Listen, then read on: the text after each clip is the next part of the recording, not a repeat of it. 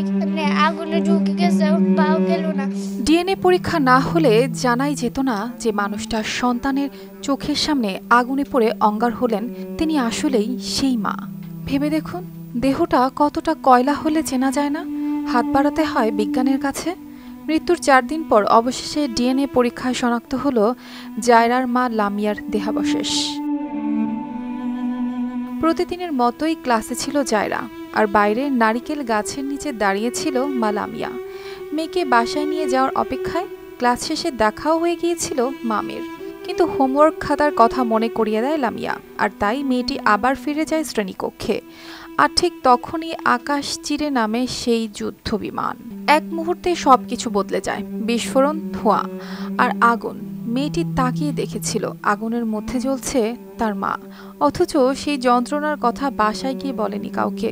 বাবার মন ভাঙবে ভেবে সবকিছু চেপে গিয়েছিল ছোট্ট জায়রা।